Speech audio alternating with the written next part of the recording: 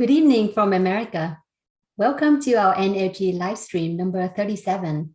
My name is Tu Garner, and I'm your host for today's program. I hope you all had a nice weekend. And today we have some announcement for the upcoming Class 2 in English. It will be on October 29th at 8:30 p.m. Vietnam time, GMT +7, or it is equivalent to 6:30 a.m. US Pacific time. So I hope you check us out and check out our Telegram channel and our Facebook and YouTube as well. We have the link for registration. And I hope that you take time and if you finish class 1, both sessions, please consider signing up for class 2 because this time you will be upgraded. Your energy will be upgraded and you will see even better benefits and you will see even more efficient practice. So yes, we have that brief announcement to make for today. And let me go straight to our main focus for today's program. And as usual, we have a guest speaker and who is also an NLG practitioner. And today, our program for our guest speaker for today's program, this is a young lady. Her name is Miss Quach from Ho Chi Minh City. She spent 5 years in Australia studying marketing and project management. And after that, she worked in the real estate industry and in Ho Chi Minh City. And now she's having her own business. She said more about art. I think I'll ask her more about it. And she's teaching English. Yeah, she is now a very active volunteer for the NLG English program. And she is one of the many who is working very hard behind the scenes. And I hope to ask her more for her to share more about her volunteer work with us today as well. And as usual, she will share with us her journey with NLG. And as a student, I mean, she said that initially she has some difficulties, and I hope that you will appreciate it. And you will learn a lot from her as a student. She will share her initial difficulties, her doubts in the beginning, and how she has overcome all of that and become more and more confident. And now she is a class 3 advanced student with our program. And she has a lot of wonderful stories to share as well. And yes, welcome, Miss Quach. Oh, before that, I will make a tiny little announcement as well, because this is a bilingual program. I will speak briefly in Vietnamese, and then there will be a little different the way we run our program. It will be a little different today. She will answer in English and she will speak in Vietnamese as well, so that our Vietnamese guests and our global audience can understand, can watch together. So yes, so this is my Vietnamese announcement. Xin kính chào quý vị cô bác, anh chị em đang xem chương trình trong ngày hôm nay. Hôm nay thì chương trình vui mừng được đón mừng cô Hà Quach đến từ thành phố Hồ Chí Minh. Thì cô Hà là trước đây đã đi học ở Úc 5 năm, thì cô học marketing và quản lý dự án. Và sau đó thì Hà về Việt Nam và Hà làm việc ở một cái công ty bất động sản. Và bây giờ thì Hà có doanh nghiệp riêng. Hà nói là Hà làm về nghệ thuật tranh ảnh gì đó, chắc là mình phải hỏi thêm Hà về cái việc đó. Và Hà cũng đang dạy tiếng Anh. Thì bây giờ là Hà đang học lớp Hà đã tốt nghiệp lớp 3 đặc biệt của NLG. Và trước đây Hà thì có nhiều cái tâm sự về cái thời gian Hà mới học, thì có những cái khó khăn, những cái nghi ngờ lúc mà mới học, nhưng mà từ từ thì Hà đã vượt qua hết những cái khó khăn đó. Và cô ấy sẽ chia sẻ với quý khán giả là cô ấy đã vượt qua như thế nào. Thì đây là cái động lực rất lớn cho những người mới học. Vâng, thì xin chào Hà. Hello Hà, very nice to have you on livestream as a guest speaker today. Yes, I think I need to spotlight you first here. And yes, yeah, you're not a backstage. Yes, you're not a Yes, thank you. supporter anymore, and now you are our guest. And yeah, could you please share with the audience about your energy journey? How did you know about energy? Yes. Hello everyone. My name is Ha. I live in Ho Chi Minh City, Vietnam at the moment. I knew energy thanks to my mom and my sister. I joined class run around early this year. At the moment, I'm at NLG class 3 advanced level.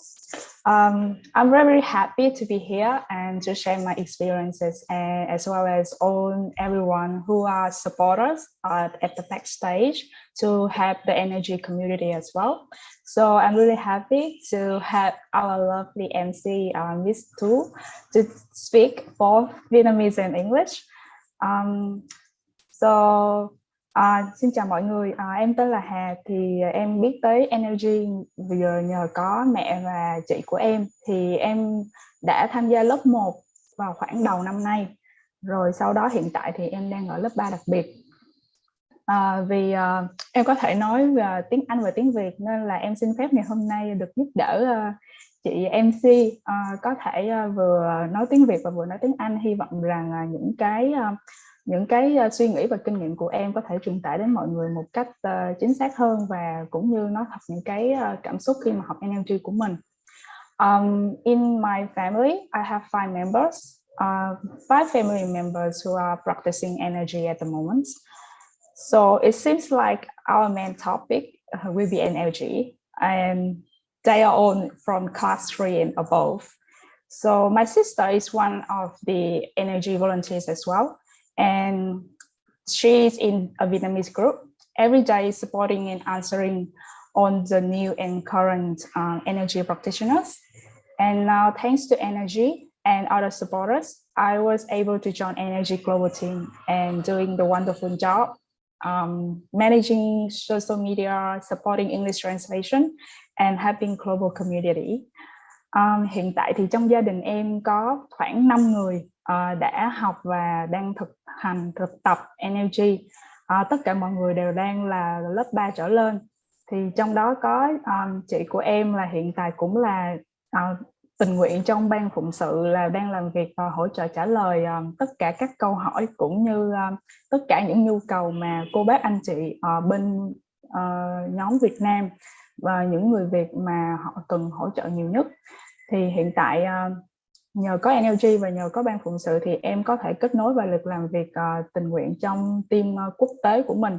Thì là một công việc thật là tuyệt vời vì có thể giúp được cộng đồng. Và hiện tại em đang quản lý về thông tin mạng bao gồm cả Facebook page và Telegram, đồng thời hỗ trợ dịch thuật tất cả những thông tin của Việt Nam mang sang cộng đồng quốc tế. Yes. Wow. Yes, thank you so much. Yes, so you just talked about your volunteer work. So there's a little change of program. I was going to ask you more about other energy. It's okay. So yes. Yeah, it's wonderful that you are, you and your family of 5 members are energy practitioners, and your sister is also a volunteer. So what has driven you to volunteer? And oh yes, you just told us. Maybe I just add a little bit more. I used to study. I'm sorry. Okay. Let me translate a little bit in Vietnamese so that people know what we're talking about. Dạ, vâng. Thì em Hà Quách là vừa mới nói về cái công việc tình nguyện với lại tổ chức NLG.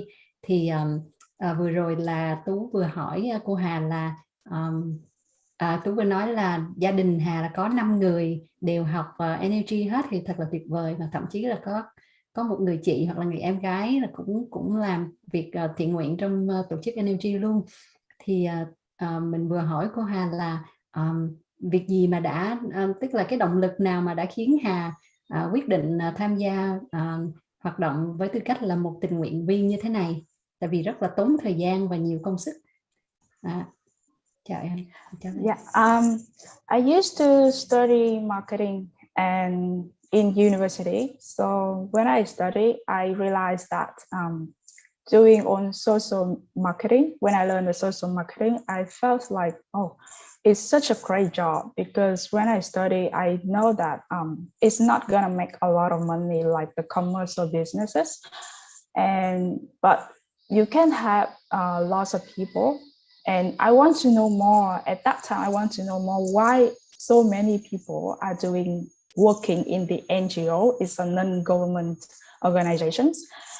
Even though you're not making lots of money, you have lots of people, and you get all the benefits outside of money, and that is very great thought as well. Em từng lúc mà đi học ở đại học á, thì em có học chuyên ngành về marketing, thì trong đó là em có được có một môn mà em đã được học á, là môn về marketing, nhưng mà liên quan tới mảng về xã hội. Thì khi mà được học cái môn này á, em có cảm nhận rằng em tự đặt câu hỏi cho chính em luôn, là tại sao có một cái ngành hầu hết là trong NGO, là tổ chức phi chính phủ, thì mọi người khi làm ở trong cái ngành đó, họ không màng tới tiền bạc, họ không có cần tới sự lợi ích về tiền bạc để có thể nuôi sống bản thân mình, nhưng họ vẫn hạnh phúc và họ vẫn quyết tâm và đầy đủ nhiệt huyết để mà có thể làm trong cái công việc đó. Thì khi mà em học lên thì em đã có thể cảm nhận được rằng là giúp ích cho xã hội là một cái công việc rất là tuyệt vời. Và một cái suy nghĩ trong khi mà giúp ích cho xã hội á, nó hoàn toàn hướng đi khác so với lại về bên kinh doanh, là như là kiếm lợi ích là tiền.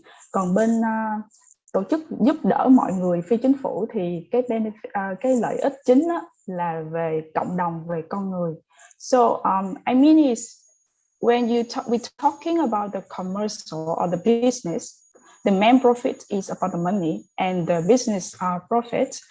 But when we talk about NGO, the profit is about human, is having community and making everyone have the better life. Yeah, so I think I'm getting more to the social area instead of making money. Of course, money is very important, but I feel like I'm happy and more comfortable when I'm doing the community job. So when I have the chance to know that the global team need someone to volunteer, as well as helping to raise up and the awareness of energy. My sister also asked me that would you like to join it, and it's also related to marketing as well. I said, yeah, okay, I will try. And then I contact Eddie, and yeah, so I am here now. Yes, it sounds like you are doing the right job using your expertise and what you have learned in university, right? And Yes. it fits perfectly with the NLG guidelines and slogan, like, because you're really practicing the 5 forms of love by you serving community. So you're really spreading love to not just to yourself, but you are also spreading love to the community, serving community. Vâng, thì em Hà bây giờ là làm việc vì cộng đồng, thì đó cũng là theo một cái tôn chỉ, một trong những tôn chỉ chính của NLG, tức là mình không chỉ yêu bản thân, thì đó là một trong 5 yếu tố tình thương, nhưng mà em Hà bây giờ là yêu bản thân nhưng mà còn yêu xã hội nữa và phục vụ cộng đồng. Thì em Hà đã dùng cái kiến thức và những cái kiến thức và những cái nỗ lực trong cái thời gian em học ở bên Úc, em dùng kiến thức đó để em phục vụ cho cái công tác tình nguyện với tổ chức NLG, thì đó là một điều rất là đáng quý. Vâng, thì yes, so let's go back to your NLG practice as a student. So when you first practiced NLG, you had some difficulties in the beginning. Could you share with the audience so that they will be more motivated, because they might have some difficulties like you were experiencing before. Vâng, thì trước đây em Hà đi học và mới học NLG, lúc khi mới thực tập á, thì đã có một số khó khăn.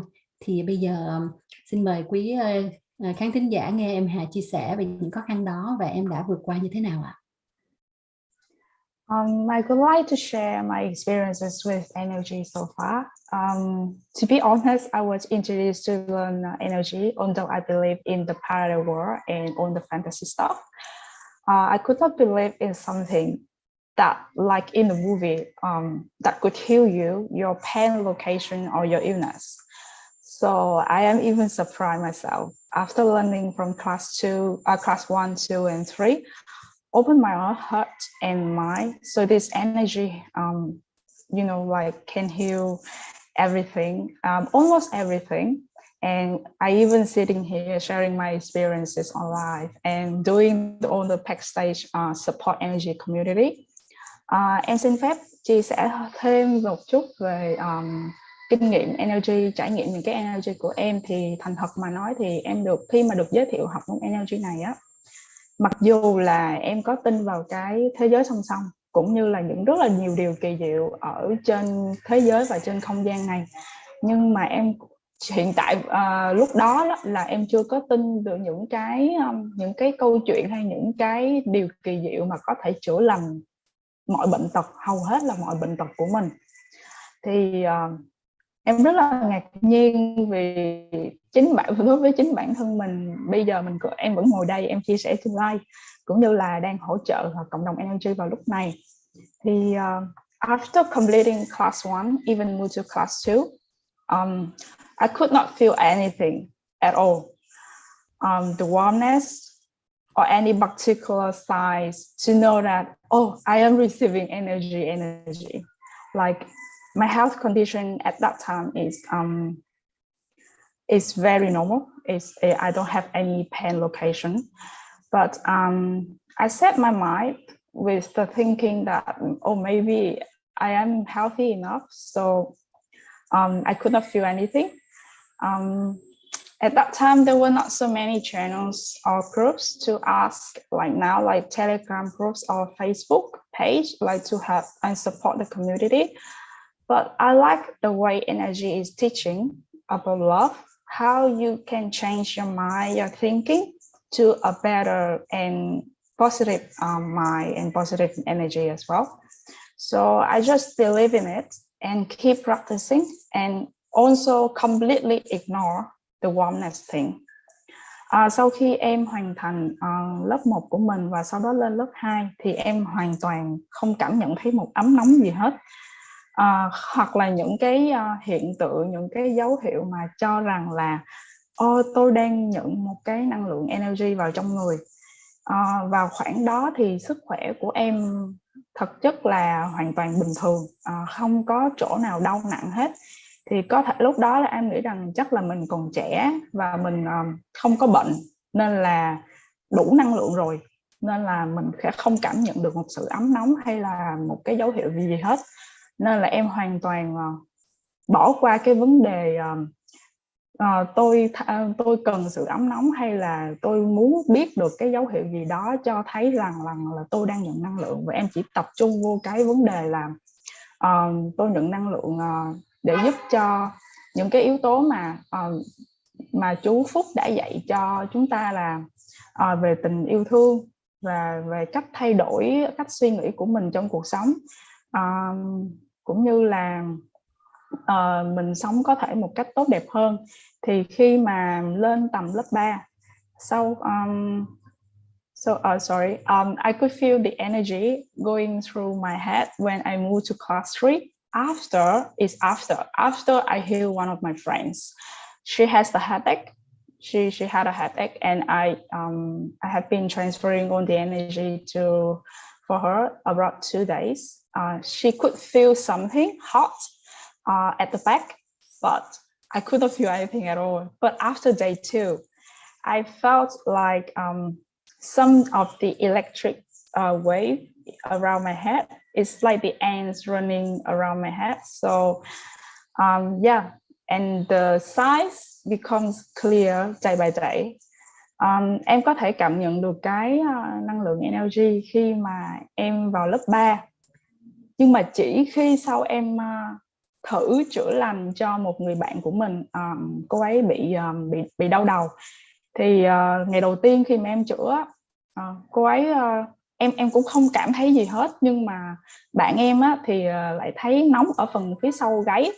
Rồi cho đến ngày thứ 2 thì em lại bắt đầu thấy có một cái hiện tượng là trên đầu của mình là sẽ có giống như một cái con kiến bò hoặc là một cái dòng điện nhỏ, cái cảm giác nó như vậy trên đầu em, và cái hiện tượng đó sẽ càng ngày rõ và càng ngày rõ hơn. Yes. Yes.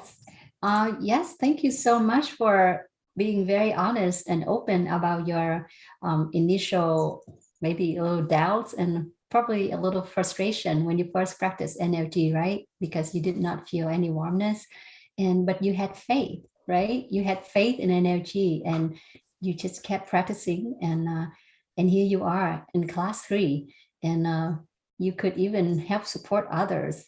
Vâng, thì cảm ơn em Hà đã rất là thật thà khi mà kể chuyện rằng trước đây em cũng đã có chút gì đó nghi ngờ khi mà mới tập, nhưng mà rồi em có cái sự tin tưởng vào NLG và em cứ tiếp tục tập, và bây giờ là cuối cùng là em đã lên được lớp 3 đặc biệt và đã hỗ trợ chữa lành cho những người khác nữa. Vâng, thì đúng là khi mà mình có cái niềm tin đó, thì mình làm được rất là nhiều điều kỳ diệu, đúng không ạ? Yes, and even before, as she mentioned earlier, when she did not feel much of the warmness along her spine, like it's supposed to be when you practice NLG. But back then, she did not have much support, and but with perseverance and faith, and she just kept doing it. And I guess that's one of the things that had driven you to be a supporter and a backstage supporter for NLG, is it right?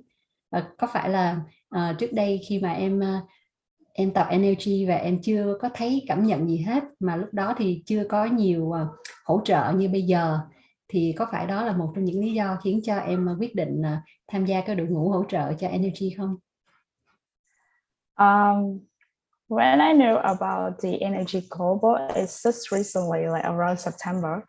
But before that, I know that the community in Vietnam is quite big, because it's like more than 100K community, like people in Vietnam, they're learning NLG now. And at the backstage, it's only around 20 or 30 people helping on the community.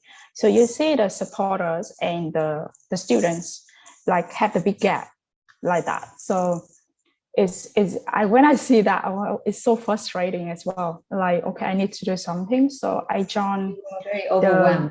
Yes. So I joined the Vietnamese group first at the beginning, like to having on the technology, like having on the own people, elderly, how to install the telegrams, because in Vietnam the elderly, they are not really good at the technology and with the mobile phones.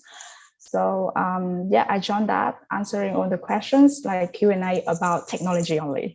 Yeah, technology, and like day by day. So I get more experiences from that as well, and then experiences about answering and getting patient as well. Yes. Thì lúc mà biết đến việc tình nguyện á, thì em đã tham gia vào cái nhóm hỗ trợ cộng đồng về phần cài đặt Telegram. Thì lúc đó là cái nhóm ở bên Việt Nam là cũng khá là lớn rồi, có khoảng hơn 100.000 người học viên tham gia, nhưng mà cái phần đội ngũ hỗ trợ thì lại rất là ít, chỉ có tầm 20 người hoặc là 30 người thôi.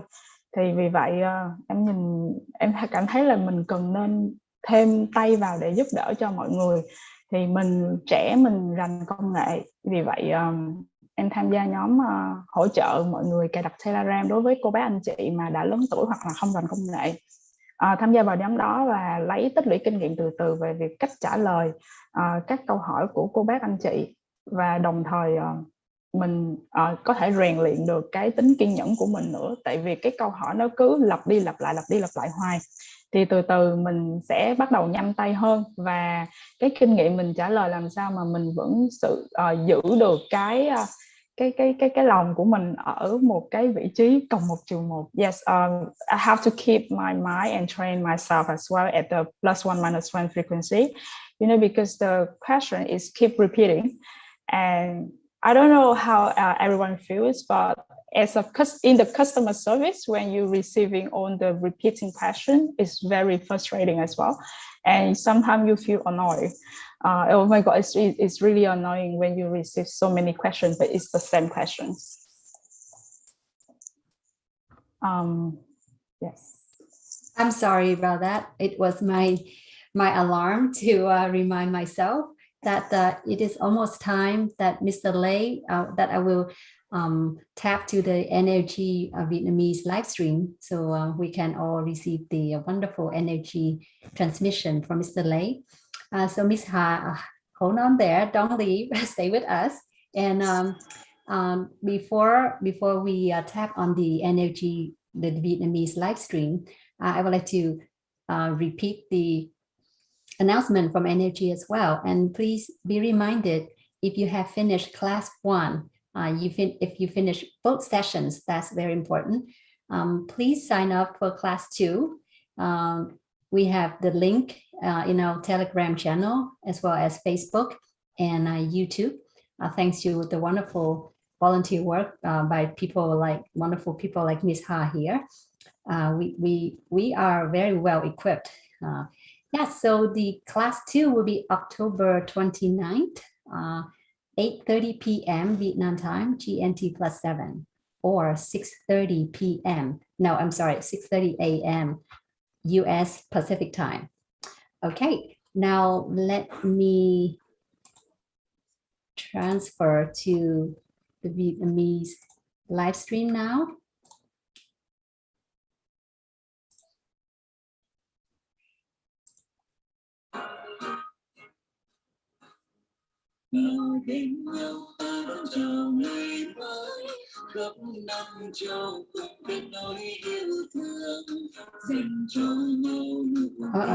That's the theme song. All right.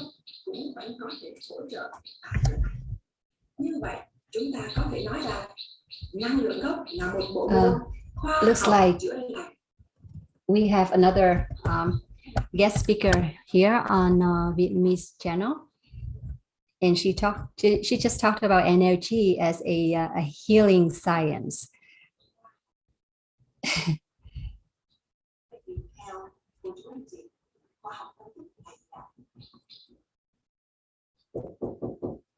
No, baby.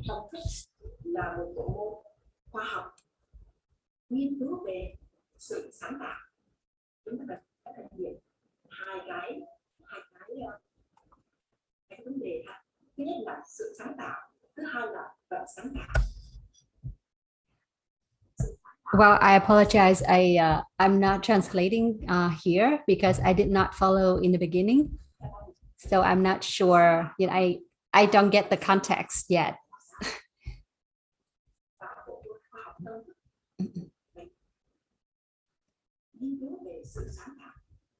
I think she's talking about the relation between NLG and science, and there are many different kinds of science.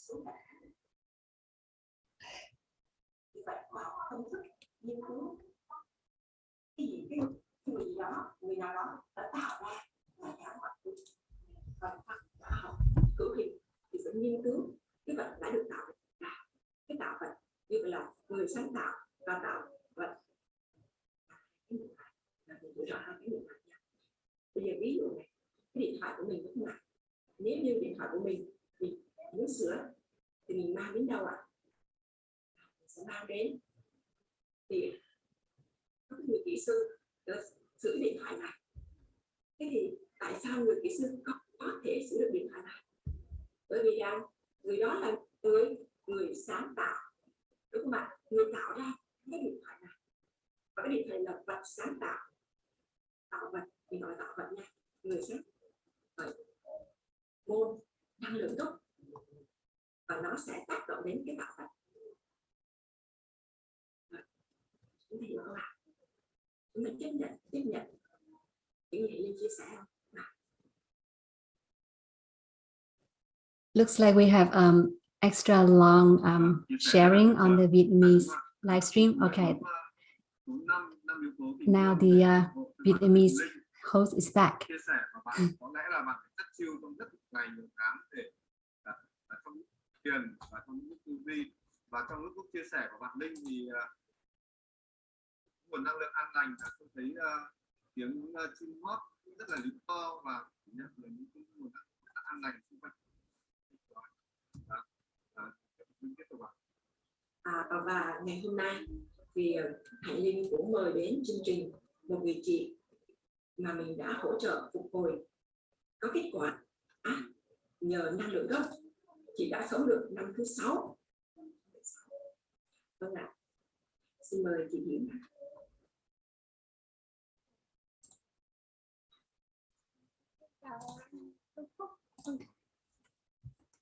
Well, hello again. I apologize. I don't know if there is any change with the Vietnamese live stream today. Looks like the sharing is still going on. So I don't see Mr. Lei coming on air yet. So let me go back to our guest today and we continue our conversation before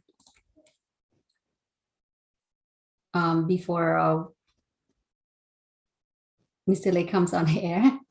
Hello again Hà. Vâng, xin lỗi mọi người là không biết là bên chương trình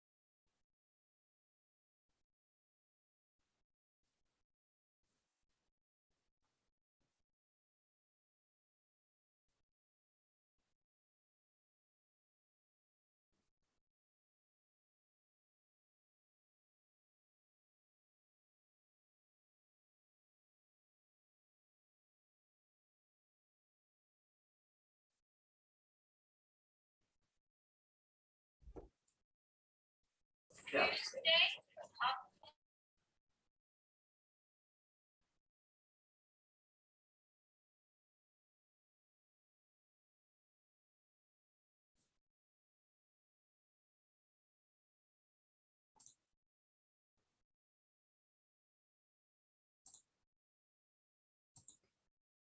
again. Hi. Yes, welcome back to our program. And I apologize for the technical glitch earlier. I don't know why my Facebook page was delayed. So I thought there was a delay on the Vietnamese livestream. Vâng, xin lỗi quý cô bác anh chị. Khi nãy thì không biết tại sao cái trang Facebook của mình nó bị lỗi thế nào đó mà không có share kịp thời. Mà cuối cùng thì nhờ IT đã vào can thiệp kịp thời. Hy vọng là mọi người đã có cơ hội nhận cái nguồn năng lượng an lành từ chúc phúc. Dạ vâng, thì bây giờ mình quay lại với em Hà. Yes, let's go back to Miss Hà and we continue our conversation. And yes, so we were talking, let me recap. So earlier you were, excuse me, you were talking about the difficulties when you first practiced NLG and how you overcome it. And so for now, so what's going on now? How has NLG helped you, and have you felt any changes with you generally? Và em sau khi tập NLG cho đến giờ đó thì em có thể chia sẻ với quý khán giả là em đã cảm nhận được những cái thay đổi gì đối với mình không? Những cái lợi ích nào mà em đã cảm nhận được? As I mentioned earlier, I could not feel anything in class 1 and class 2. So I did not think too much about on the side about the warmness or on the side about how to receive energy. However, I do believe and focus on the point that energy will always keep me at the good state of the physical and mental health. Now thinking when around class 1 and class 2, I did not have the flu or the cold or the sore throat anymore because usually when the weather's changed, I usually get around 1 or 2 a year. And furthermore, I think I realized that I could control my emotion better and change my mind in a good way. Even my critical thinking is getting better. I can see the major change in my family members as well. Like my dad shares lots of positive quotes or energy every day, share the love, spread the positive energy to other people. So everyone feels happy and receive positive energy from you, although it's just a really small action. Thì em đã có chia sẻ ở phần trước là lớp 1, lớp 2 em không có cảm nhận sự ấm nóng hay là một dấu hiệu gì cho biết rằng mình đã nhận NLG. Cho nên là tuy nhiên á, thì em vẫn tin tưởng và tập trung vô cái phần là NLG có thể giúp cho mình có thể maintain is cân bằng về sức khỏe và cũng như tinh thần của mình. Thì lúc trước em hay bị cảm vặt và cũng như bị đau họng tầm khoảng 2 tới 3 lần một năm, thì bây giờ ở lúc em học lớp 1, lớp 2 thì em có thấy cái sự cải thiện ở sức khỏe, cái phần đó là em hầu như là không bị nữa. Và em có thể cảm nhận rằng là em có thể kiểm soát được cái cảm xúc của mình và cái cách suy nghĩ của mình một cách tốt hơn. Thì trong gia đình em thì như em đã nói là đã trình bày là đa số các thành viên trong gia đình đã học NLG rồi, nên là đặc biệt là ba của em thì từ ngày học NLG thì cái tính tình cũng thay đổi dần lên tốt hơn. Lâu thỉnh thoảng lại chia sẻ những cái năng lượng tích cực bằng cách là chỉ gửi hình ảnh về những cái câu chia sẻ về tình yêu thương, rồi chia sẻ về cách làm sao làm cho cảm xúc của mình cảm thấy tốt hơn. Thì chỉ bằng những cái hành động nhỏ đó, em nghĩ rằng có thể chia sẻ hết tất cả lòng yêu thương và có thể chia sẻ được cái năng lượng tích cực truyền đến tất cả mọi người trong gia đình, và cái điều đó là thật sự rất là đáng quý và không phải ai cũng có thời gian và cũng có thể nhớ đến mà làm được. So I think the most difficult thing is how you can apply energy, 5 forms of love into your daily life. So it's like Mr. Lai always say that +1 -1 frequencies band. Keep yourself calm and at all situations. So all your stresses, depression, and leave it go. So and then you can. It's like how can I say? Learning doesn't stop at also learning doesn't stop at completing energy classes.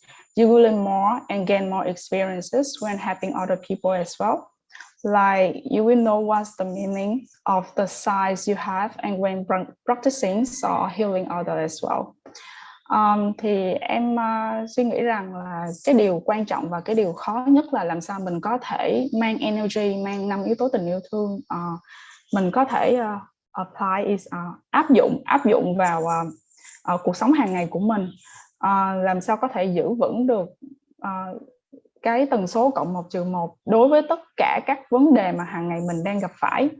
Thì thông qua cái quá trình tập energy thì mình sẽ cảm nhận được ngày càng rõ hơn về sức khỏe cũng như cái tính tình thay đổi của mình và cũng như cái cách cư xử và cái cách giải quyết của mình trong từng những vấn đề nhỏ mà mình hay gặp phải. Thì nhân có cái buổi live ngày hôm nay thì em cũng muốn tuyên dương và cũng muốn chia sẻ cái lời cảm ơn đến chú Phúc cũng như toàn thể ban phụng sự ở team Việt Nam và ở team Global này. Đặc biệt là mọi người đã không quản ngày đêm, không quản bỏ ra những thời gian của mình để mà có thể giúp đỡ cộng đồng cũng như là giúp đỡ tất cả mọi người. So on the occasion of the live today, I would like to send a big thank to Mr. Lê and all the NLG organizers as well as the volunteers, supporters, both in Vietnamese group and the global team. Especially I praise the NLG supporter as well because regardless days or night, they spend their time to support the community, answering all the questions and helping to transfer all the information to the world and helping the community a lot. Yeah. Yes. Yes. So it is very interesting that you mentioned you don't get sick anymore, but you used to 2 or 3 times a day. I mean, a year. I'm sorry. Yeah, a year. 3 times a year, not a day. I used to be like that as well. Vâng, thì thật cũng thật thú vị đấy là vì em Hà mới giải thích là em Hà bây giờ không có còn bệnh nữa, thì cứ mỗi năm thì em cứ bệnh 2-3 lần, bị cảm hoặc là cúm này kia đó. Nhưng mà giống như bản thân mình cũng vậy, trước đây là mình cũng dễ bệnh lắm, nhưng mà từ hồi thực tập energy là không bệnh. Yes, so sometimes like my family got sick as well, and my husband and my son, they are very healthy. They are healthier than me, but they got sick, but I did not. So that is a real sign that NLG really helps you boost your immune system, right? Vâng, thì trước đây là chị cũng hay bệnh vặt như vậy đó, mà rõ ràng là không bệnh nữa, mà trong khi những người trong gia đình lại bị bệnh và họ thường là họ khỏe hơn mình nữa. Thì đúng là tập energy rồi, mình có energy rồi là đúng là cái sức đề kháng của mình nó mạnh hơn, thấy rõ luôn. Và trước đây là chị cũng đã phỏng vấn một vài người và họ cũng tức là cả nhà bị dính Covid, nhưng mà cái người tập energy lại không bị. Và bản thân là trong gia đình chị ở Việt Nam cũng vậy, là gia đình chị của chị và chồng chị và con chị bị dính Covid, nhưng mà mẹ chị 69 tuổi mà không bị. Yes, even my own family in Vietnam, my sister and her husband and her daughter, they all contracted COVID, but the only one who did not was my mother, who is 69 years old. They all lived together, and the younger ones contracted COVID, but she did not. So the only difference is that she practiced NLG, and the ones who contracted COVID did not. So that's the difference. Vâng, xin cảm ơn em Hà đã chia sẻ trong cái buổi livestream ngày hôm nay. Thì đúng là cái công việc hỗ trợ của những người mà làm việc sau cánh gà như em Hà và những người khác á, là một việc cực kỳ đáng quý luôn. Tại vì họ làm việc làm việc rất là làm không ngưng nghỉ đó, có nhiều việc lắm luôn á.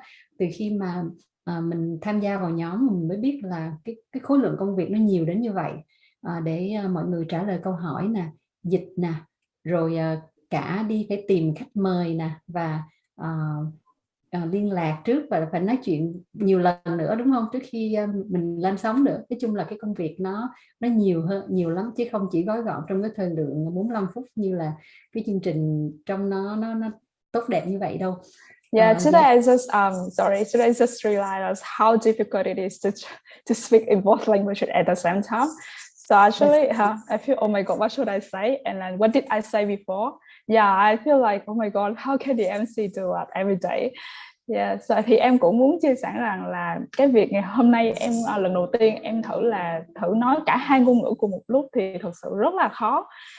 Không nghĩ là mình có làm được, và em cũng nói là tại sao MC hàng ngày các chị MC và các anh chị MC hàng ngày vẫn lên nói mà họ có thể vừa nói tiếng Việt mà vừa nói tiếng Anh, nên là cảm thấy rất là ngày càng ngưỡng mộ hơn các chị MC, vừa có thể take care, có thể quan tâm và đặt những cái câu hỏi cho khách mời, và cũng như phải nhớ xem là lúc trước mình đã nói gì rồi mình dịch lại những gì mình đã nói, thì nó thực sự là công việc rất là khó.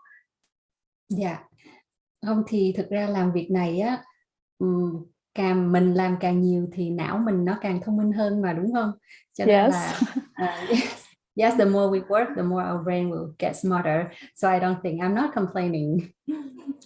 Vâng, thì thay mặt chương trình, chị xin cảm ơn em Hà Quach đã đến với chương trình và chia sẻ những cái trải nghiệm của em về NLG, và chia sẻ những cái công việc hỗ trợ của em đối với chương trình NLG tiếng nước ngoài. Thì đó là nhiều việc lắm luôn á. Hôm nay thì không có thời gian để cho mình show những cái clip mà em Hà đã dịch từ những cái clip ngắn của chú Phúc. Thì hy vọng là lần sau có thời gian thì mình sẽ show trên livestream cho khách được xem. Vâng, và cảm ơn em Hà rất nhiều, và chúc em lúc nào cũng tươi trẻ như thế này, gia đình luôn luôn vui vẻ và có nhiều cái hạnh phúc, những cái đóng góp tốt đẹp hơn cho bản thân em và cho chương trình. Và xin chào tạm biệt em nhé, để chị và hy vọng là gặp được em trong những chương trình sắp tới. Yes. Thank you so much for joining us today. On behalf of NLG program, we would like to extend our heartfelt thanks to all of you who are joining us today and have been supporting us. And yes, we hope to see you more and more on our live stream, because we hope that we are sharing the great message from NLG, that we're spreading the 5 forms of love and we care. And yes, we hope that you take time to check out our Telegram channel to look for more information about the upcoming class 2 on October 29, 8:30 p.m. Vietnam time, or 6:30 a.m. US Eastern time.